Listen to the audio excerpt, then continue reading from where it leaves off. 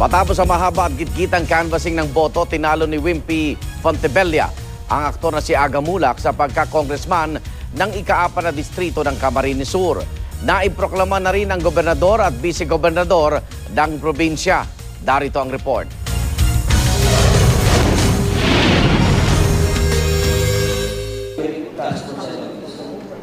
Tuluyan nang nanalo si Wimpy Fontebella laban sa aktor na si Aga Mulak sa pagkakongresista ng 4th District ng Camarines Sur. Kagabi, formal nang iprinoklama si Fontebella na nakakuha ng 82,834 na boto. Mahigit 2,200 lang ang lamang niya sa nakuhang 80,629 na boto ni Aga. Papalitan ni Wimpy sa Kamara ang kanyang amang si Congressman Arnulfo Fontebella.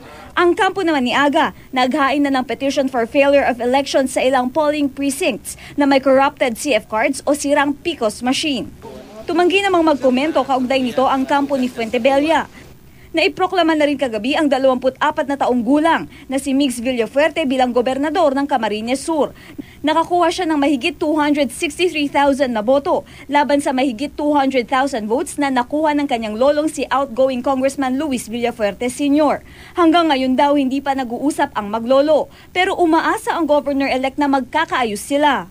Ako na mismo po ang tatawag sa kanya, magte-text sa kanya or pumunta po sa bahay niya para po mag-usap kami na magkaisa na po ang pamilya namin. Dahil at the end of the day, pamilya po kami, mahal ko po siya. At isa po siya sa mga hinahangaan ko, ang lolo ko po at ang aking ama na si Governor Elry Villafuerte. Pero ang sagot ng kanyang lolo, how can I reconcile with the hypocrite and a liar? Paratang pa ng nakatatandang Villafuerte, ang kampo ni Migs ang nagpapakalat ng mga malisyosong balita tungkol sa kanya, tulad na lang ng pagkoconsider ng kongresista at ang pagiging bedridden umano niya. Kagabi rin na iproklama si Ato Peña ng Nationalista Party bilang vice-gobernador ng Camarines Sur.